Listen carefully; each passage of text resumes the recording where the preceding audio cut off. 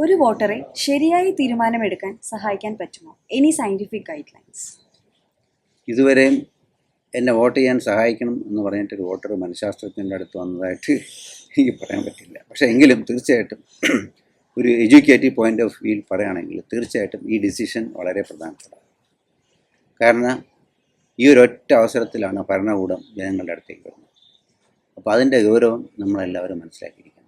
നമ്മൾ വ്യക്തികൾ ഐലൻഡായിട്ടല്ല ജീവിക്കുന്നത്, നമ്മൾ ഈ സമൂഹത്തിലാണ് ജീവിക്കുന്നത്. അപ്പോൾ എല്ലാ കാര്യങ്ങളും ഈ സമൂഹത്തിൻ്റെ പോളിസി ഡിസിഷൻസ്, നമുക്ക് ഭക്ഷണം, വെള്ളം, റോഡ്, ഗതാഗതം, ഇവിടുത്തെ സാമ്പത്തിക സ്ഥിതി എല്ലാം നമ്മളെ ബാധിക്കുന്നു. മനഃശാസ്ത്രജ്ഞനും അല്ലാത്തവരും എല്ലാവരെയും ബാധിക്കുന്ന കാര്യങ്ങൾ. പക്ഷെ ആ കാര്യങ്ങളിൽ തീരുമാനങ്ങളെടുക്കാൻ വേണ്ടിയിട്ടുള്ള ആൾക്കാരെ നമ്മൾ തിരഞ്ഞെടുക്കാൻ. അപ്പോൾ അവർ 5 വർഷത്തിലൊരിക്കൽ നമ്മളെ സമീപിക്കുമ്പോൾ ഇപ്പോൾ മാത്രമാണ് നമ്മളടുത്ത് വരുന്നത്. അല്ലെങ്കിൽ നമ്മൾ കോടതിയിലോ ഓഫീസുകളിലോ മറ്റിടത്ത് കയറി ഇറങ്ങി കേസും ഒക്കെ പോകുന്ന എത്രയോ സന്ദർഭങ്ങളുണ്ട് നമുക്ക് നീതി കിട്ടാൻ. അപ്പോൾ ഈ വരുന്ന ആൾക്കാർ അവരെ നമ്മൾ ശരിയായിട്ടുള്ള തീരുമാനത്തിലൂടെ അല്ല തിരഞ്ഞെടുക്കുന്നതെങ്കിൽ അതിന് നമ്മൾ ഒരുപാട് വില കൊടുക്കേണ്ടി വരും, പശ്ചാത്തലത്തിൽ. അതുകൊണ്ടാണ് ഈ ഡിസിഷൻ വളരെ ഇമ്പോർട്ടൻറ്റ്. അപ്പോൾ തീർച്ചയായിട്ടും നമ്മളെടുക്കുന്ന തീരുമാനം ഹെൽത്തി ആയിരിക്കണം, ശക്തിയുള്ളതായിരിക്കണം. അപ്പോൾ അതിന് അവരെ സഹായിക്കാൻ പറ്റുമോ എന്ന് ചോദിച്ചാൽ കൺഫ്യൂസ്ഡ് വോട്ടേഴ്സിനും ബ്ലൈൻഡ് വോട്ടേഴ്സിനും നേരത്തെ പറഞ്ഞ വിഭാഗത്തിന് സഹായം വേണ്ടി. അപ്പോൾ അവർ എന്തുകൊണ്ട് ആർക്ക് വോട്ട് ചെയ്യണം? അപ്പോൾ മനഃശാസ്ത്രജ്ഞൻ പറയുകയാണെങ്കിൽ അതിനകത്ത് രണ്ട് മൂന്ന് കാര്യങ്ങൾ. മത്സരിക്കുന്ന സ്ഥാനാർത്ഥി നമ്മുടെ പ്രതിനിധിയാണ്, ജനപ്രതിനിധിയാണ്. അപ്പോൾ നമുക്ക് ഏറ്റവും വേണ്ടപ്പെട്ട ആളാണ്. അപ്പോൾ അവരെ നന്നായിട്ട് മനസ്സിലാക്കാണ്. അതെങ്ങനെ മനസ്സിലാക്കും? അവരെ നന്നായിട്ട് മനസ്സിലാക്കിയിട്ട് അവരെ എലക്ട് ചെയ്യുക എന്നുള്ളത്. അപ്പോൾ ആ മനസ്സിലാക്കുന്നതിന് ചില മെത്തേഡ്സ് ഉണ്ട്, രീതികൾ. അപ്പോൾ നമ്മളത് ചെയ്തിട്ടാണോ അത് ചെയ്യുന്നത്? നമ്മൾ ആ പോളിംഗ് ബൂത്തിലോട്ട് കടന്നു ചെല്ലുമ്പോൾ നമ്മളെ മനസ്സിൽ ആരാണുള്ളത്, എന്തിനാണ് ഞാൻ വോട്ട് ചെയ്യുന്നത്, ഇത് ആലോചിച്ചിട്ട് തന്നെയാണോ എല്ലാവരും വോട്ട് ചെയ്യുന്നത് എന്നുള്ളതാണ് പ്രധാനപ്പെട്ട ചോദ്യം. അപ്പം അങ്ങനെ നോക്കുമ്പോൾ ഈ നിൽക്കുന്ന സ്ഥാനാർത്ഥികൾ ആരാണ്, അവരുടെ വ്യക്തിത്വം എന്താണ്, അവരുടെ നിലപാടുകൾ എന്താണ്, ഇത്തരം കാര്യങ്ങൾ. അപ്പോൾ പലപ്പോഴും ഞങ്ങളുടെ കുറേ ആൾക്കാർ, ഒരു വിഭാഗം ആൾക്കാർ തീർച്ചയായിട്ടും ഇതൊന്നും ഗൗരവത്തിൽ ആലോചിച്ചിട്ടായിരിക്കില്ല. ആരുടെയെങ്കിലും പെർസുവേഷൻ വഴങ്ങിയോ അല്ലെങ്കിൽ അത്ര സീരിയസ് ആയിട്ട് എടുക്കാതെ ചെയ്യുന്ന ആൾക്കാരുണ്ട്. അവരുടെ അടുത്താണ് ഈ പറയുന്നത്. അപ്പോൾ അതിൽ ശ്രദ്ധിക്കേണ്ട ഒരു കാര്യം, ഈ പറയുന്ന ജനപ്രതിനിധി സ്ഥാനാർത്ഥി വളരെയധികം ഗൗരവമേറിയ ഉത്തരവാദിത്വം വഹിക്കേണ്ട ആളായതുകൊണ്ട് അവരുടെ ക്വാളിറ്റീസ് നമ്മൾ തീർച്ചയായിട്ടും കൺസിഡർ ചെയ്യണം. ആ ക്വാളിറ്റീസ് എന്ന് പറയുന്നത് എന്തൊക്കെയാണെന്ന് ചോദിച്ചു കഴിഞ്ഞാൽ, നമ്മളിപ്പോൾ ഏറ്റവും ഐഡിയലൈസ്ഡ് ആയിട്ടുള്ള ഒരാളായിരിക്കണമെന്ന് പറയാൻ പറ്റത്തില്ല. കാരണം അവർ നമ്മുടെ പ്രതിനിധീകരിക്കുന്ന ആൾ, നമുക്ക് ലിമിറ്റേഷൻസ് ഉണ്ട്, അതുപോലെ പല പരിമിതികളും ഉള്ളവർ തന്നെ ആയിരിക്കും. പക്ഷേ എങ്കിലും അടിസ്ഥാനപരമായിട്ട് ചില കാര്യങ്ങൾ, അതിലൊന്ന് അവർ സാമാന്യ ബുദ്ധിയുള്ളവരായിരിക്കണം, അക്കാര്യത്തിൽ സംശയമില്ല.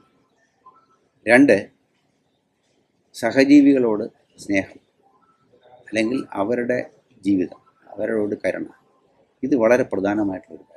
ആ സഹജീവിയെ അത് നമ്മൾ അഭിനയത്തിൻ്റെ കാര്യമല്ലേ പറയുന്നത്, അഭിനയിച്ച് കാണിക്കുന്ന സഹജീവി സ്നേഹമല്ല, യഥാർത്ഥത്തിലുള്ള സഹജീവി സ്നേഹം. അത് എങ്ങനെ നമ്മൾ മനസ്സിലാക്കും? അവരുടെ മുൻകാല പ്രവൃത്തികൾ അവരെ കൂടുതൽ അറിയണം. മറ്റുള്ളവർക്ക് അറിയാവുന്നതിൽ നിന്ന്, നമ്മൾ അവരുടെ ഹിസ്റ്ററി മനസ്സിലാക്കുന്നതിൽ നിന്ന്, അവരിവിടെ പ്രവർത്തിച്ചിട്ടുള്ള ആൾക്കാരാണെങ്കിൽ അവർ ഏത് കാലത്ത് എന്തൊക്കെ ചെയ്തിട്ടുള്ളതെന്നും തന്നെയാണ് നമുക്ക് പ്രധാനമായിട്ടും അറിയാൻ പറ്റും. സത്യം പറഞ്ഞു കഴിഞ്ഞാൽ ഒരാളുടെ വ്യക്തിത്വ പരിശോധനയ്ക്ക് മനഃശാസ്ത്ര ടെസ്റ്റുകളൊന്നും ഉണ്ട്. പക്ഷേ ഏതെങ്കിലും സ്ഥാനാർത്ഥികൾ ഇതുവരേക്കും ഒരു മനഃശാസ്ത്ര ടെസ്റ്റിന് വിധേയമാവാൻ വേണ്ടിയിട്ട് തയ്യാറാവും എന്ന് എനിക്ക് പറയാൻ പറ്റും. അതുകൊണ്ട് നമ്മൾ സാമാന്യമായിട്ടുള്ള രീതികൾ തന്നെയാണ് അതിനകത്ത് പിന്തുടരുന്നത്. അതിൽ ഏറ്റവും പ്രധാനപ്പെട്ടത് തന്നെയാണ്. ഒരു എളുപ്പവഴി ചോദിച്ചു കഴിഞ്ഞാൽ എനിക്ക് പറയാവുന്നത്, ഒരു സ്ഥാനാർത്ഥിയുടെ എതിർ സൈഡിൽ നിൽക്കുന്ന സ്ഥാനാർത്ഥി പറയുന്ന കാര്യം അത് നമുക്കെടുക്കാം. ചുമ്മാ എടുത്താൽ പോരാ. അവരിതിലെതിരെ ഈ പറയുന്നതൊക്കെ ഉള്ള ശരിയും തെറ്റും നമ്മൾ പരിശോധിക്കണം. അത് എളുപ്പവഴിയാണ്. കാരണം ഈ കാൻഡിഡേറ്റിനെ പറ്റി ഇതിൻ്റെ ഓപ്പോസിറ്റ് നിൽക്കുന്ന കാൻഡിഡേറ്റ് എന്താണ് പറയുന്നത്, ആ കാൻഡിഡേറ്റിനെ പറ്റി ഈ കാൻഡിഡേറ്റ് എന്താണ്, ഇത് നമ്മൾ പറയും, കേൾക്കും. ഒന്നുകിൽ അത് നമ്മൾ തള്ളിക്കളയും, അല്ലെങ്കിൽ നമ്മൾ അത് അംഗീകരിച്ചത് ശരിയാണെന്ന് വിശ്വസിക്കും. ഇത് രണ്ടും ചെയ്യരുത് എന്നാണ്. അത് നമ്മൾ തന്നെ നേരിട്ട് പരിശോധിക്കും ഈ പറയുന്ന കാര്യങ്ങളൊക്കെ. ഇത് എളുപ്പവഴിയാണ്. അപ്പോൾ അവർ ഈ പറഞ്ഞ കാര്യങ്ങൾ വസ്തുതാപരമായിട്ട് നമ്മൾ പരിശോധിക്കും. മുൻകാല ചെയ്തികൾ, അവരുടെ പേരിൽ കേസുണ്ടായിട്ടുണ്ടോ, ക്രിമിനൽ കുറ്റങ്ങൾ ഉണ്ടായിട്ടുണ്ടോ, അവരിവിടെ എന്ത് ചെയ്തിട്ടുണ്ടോ, എന്ത് ചെയ്തിട്ടില്ല, ഇത്തരം കാര്യങ്ങൾ അവരുടെ വ്യക്തിത്വത്തിൻ്റെ ഒരു പ്രകടനം തന്നെയാണ്. അപ്പോൾ അത് ശരിയായിട്ട് നമ്മൾ അന്വേഷിച്ചിട്ട് വേണം ആ കാൻഡിഡേറ്റിന് വോട്ട് ചെയ്യാൻ.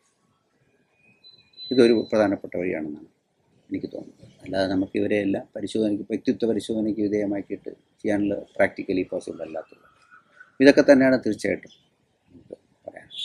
അതിൽ ഒരു പ്രധാനപ്പെട്ട കാര്യം ഒരു സ്ഥാനാർത്ഥിയുടെ ക്വാളിറ്റി എന്ത് എന്ന് ചോദിച്ചാൽ ഞാൻ പറഞ്ഞു ഇതിനകത്ത് ഒന്നിപ്പം അവർക്ക് കമ്പാഷനേറ്റ് അവരെ സഹജീവികളോടുള്ള മനോഭാവം, അവർക്ക് അവരോട് ഒപ്പം നിൽക്കാനുള്ള ആ ഒരു മനോഭാവം. പിന്നെ ഒരു പ്രതിസന്ധി വന്നു കഴിഞ്ഞാൽ, ഒരു ക്രൈസിസ് വന്നു കഴിഞ്ഞാൽ അവരെന്ത് നിലപാട്, അത് പ്രധാനപ്പെട്ട ഒരു കാര്യം. അപ്പോൾ നമുക്കറിയാം സ്ത്രീകളോടും കുട്ടികളോടും ഉള്ള അവരുടെ സമീപനം, ഇത് നമ്മൾ വളരെ പെട്ടെന്ന് അറിയാവുന്ന ഇവർ എന്തായിട്ട് എന്ത് നിലപാടാണ് ഇത്തരം സാഹചര്യങ്ങളിൽ കൊടുക്കുന്നത്. ഇതൊക്കെ ഒരു വ്യക്തമായിട്ടുള്ളൊരു ടെസ്റ്റാണ്. അല്ലാതെ നമ്മളിപ്പോൾ ഒരു പൊളിറ്റിക്കൽ പാർട്ടിയുടെ വിശ്വാസത്തിലുള്ള പൊളിറ്റിക്കൽ പാർട്ടിയുടെ ഒരു കാൻഡിഡേറ്റ് ആയതുകൊണ്ട് മാത്രം ഒരാൾക്ക് വോട്ട് ചെയ്യാൻ ചിലപ്പോൾ നമ്മുടെ തീരുമാനം തീർച്ചയായിട്ടും തെറ്റി.